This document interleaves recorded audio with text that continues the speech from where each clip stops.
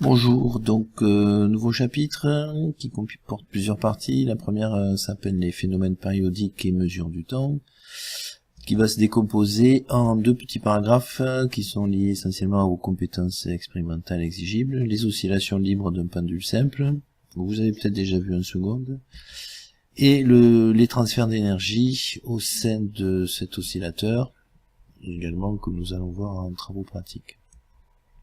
Qu'est-ce que c'est qu'un oscillateur? Eh bien, pendant de très nombreuses années, le temps a été mesuré à partir d'oscillations mécaniques, à partir de systèmes comme des horloges ou autres qui étaient composés de pendules ou de ressorts. Un oscillateur doit posséder une position d'équilibre, c'est-à-dire qu'il est au repos sans qu'il oscille. S'il est écarté de cette position d'équilibre, il va osciller et petit à petit finir par s'arrêter pour y revenir. Et il faut bien sûr qu'il y ait une grandeur physique qui évolue de manière périodique au cours du temps. Alors le pendule simple, c'est le modèle que nous allons utiliser. Il permet de décrire la plupart des oscillateurs. Donc c'est un système composé d'un fil ici qui ne peut pas s'étirer, qui a une masse négligeable et dont une des extrémités est reliée à un solide. Ce solide doit avoir une taille très petite par rapport à la longueur L du fil. Il a une masse petit m, et si on écarte ce pendule, ce solide de l'horizontale, de sa position d'équilibre d'un angle θ, il va osciller librement si on considère bien sûr qu'il est soumis à aucun frottement, ce que nous verrons par la suite. Pour revenir sur notre activité expérimentale, nous allons utiliser une petite animation qui va nous permettre de revoir quels sont les paramètres qui peuvent influer sur la période de ce pendule. Cette animation va nous permettre essentiellement de modéliser tout ce que nous avons fait en sens de travaux pratiques, avec la possibilité de modifier la longueur L du pendule, la masse M ici, on peut rajouter un second pendule si on veut, d'ajouter des frottements, de visionner en temps réel ou pas, et surtout ce que nous n'avons pas pu faire nous, c'est de changer l'intensité de pesanteur, d'afficher aussi d'autres paramètres. Le seul que nous allons choisir ici, c'est le chronomètre qui nous permettra directement de mesurer la période. Donc nous allons commencer par une longueur de 1,30 m, une masse de 1,6 kg, et un angle ici qui est de 20 degrés. Donc notre abscisse angulaire étant fixée, nous pouvons mesurer notre période qui est de 2,3 secondes. Donc si nous modifions la longueur éventuellement, en faisant une remise à 0, et toujours un angle de 20 degrés, la période, cette fois-ci, est plus importante. Donc première influence au niveau de la longueur. Donc, nous allons maintenant modifier la masse. Donc nous sommes à 2,7. Nous allons diminuer considérablement notre masse. Toujours notre angle de 20 degrés. Et nous sommes toujours sur Terre. Donc la période était de 2,7 tout à l'heure. Elle est toujours de 2,7 maintenant. Donc la masse n'influe pas au niveau de notre période.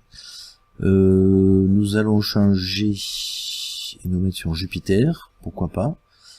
Donc le reste n'est pas modifié. Nous avions une période de 2,7, 2,8 même. Et nous allons mesurer maintenant cette nouvelle période pour s'apercevoir qu'elle a énormément diminué. Donc l'intensité de pesanteur influe elle aussi au niveau de la valeur de la période. Nous allons ajouter des frottements, beaucoup même de frottements. Donc nous repartons avec notre angle de 20 degrés. Et la période était de 1,7 précédemment, elle est toujours de 1,7. On constate par contre que les oscillations sont amorties, c'est-à-dire que l'angle ici diminue, mais la période, elle, reste inchangée. Dernière petite chose que nous pouvons modifier, c'est bien évidemment notre angle. Donc nous allons nous remettre sur Terre avec une masse, une longueur à peu près comme ceci. Donc un angle de 20 degrés, mesure de période 2,47, et nous allons augmenter un petit peu θ, et nous constatons une petite modification quand même de la période.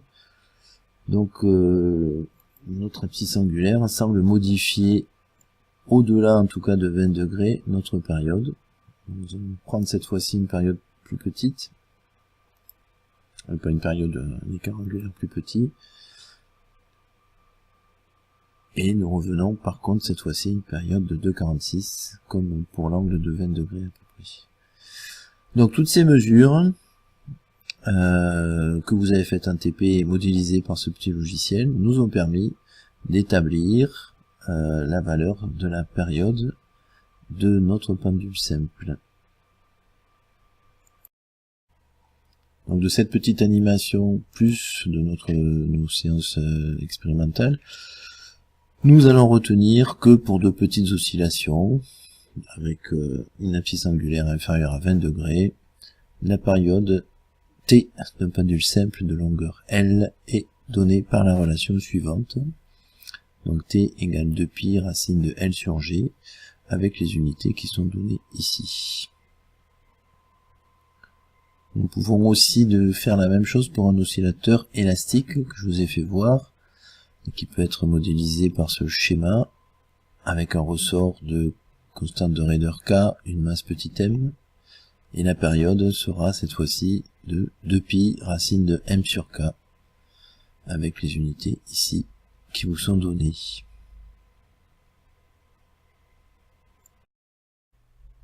Intéressons-nous maintenant au transfert énergétique au sein d'un oscillateur, en remémorant tout ce que nous avons pu faire en TP à partir de la vidéo d'un pendule, en utilisant une nouvelle application qui peut permettre de faire varier également beaucoup de facteurs, de paramètres, les mêmes que dans l'application précédente, avec en plus la notion d'amortissement et surtout la représentation de la vitesse de notre masse ici, et des énergies potentielles de pesanteur, énergie cinétique et énergie mécanique. Avec cette animation, nous allons nous placer dans des conditions simples, une amplitude de 20 degrés, une masse quelconque puisqu'elle n'influe pas, une longueur de 1 mètre, un amortissement fluide nul sur Terre, et nous n'allons pas afficher les vecteurs vitesse et accélération, et la partie qui nous intéresse c'est celle-ci. Nous allons voir au cours du temps les variations des énergies potentielles de pesanteur, cinétique et mécanique. Lançons notre petit pendule et attendons quelques périodes. Donc ici on a les variations de l'amplitude au cours du temps qui sont périodiques, la vitesse elle aussi, et grâce à cette vitesse on peut par exemple calculer l'énergie cinétique, et nous constatons dans le cas où il n'y a pas de force de frottement, que l'énergie mécanique du système reste constante, c'est le trait qui est ici. L'énergie cinétique en rouge se transforme en énergie potentielle de pesanteur en bleu, et inversement au cours du temps. Donc les forces qui s'exercent sur la masse du pendule sont ici dites conservatives, puisque l'énergie mécanique se conserve. Par la suite, nous allons ajouter un petit peu de frottement fluide et relancer notre animation, puis l'arrêter au bout d'un certain temps, et nous constatons ici que l'énergie mécanique ne se conserve plus, ce qui indique que lors de chaque conversion d'énergie cinétique en énergie potentielle de pesanteur, une partie de l'énergie du pendule est cédé à l'extérieur par un transfert thermique, les frottements, donc il y a un échauffement du milieu extérieur.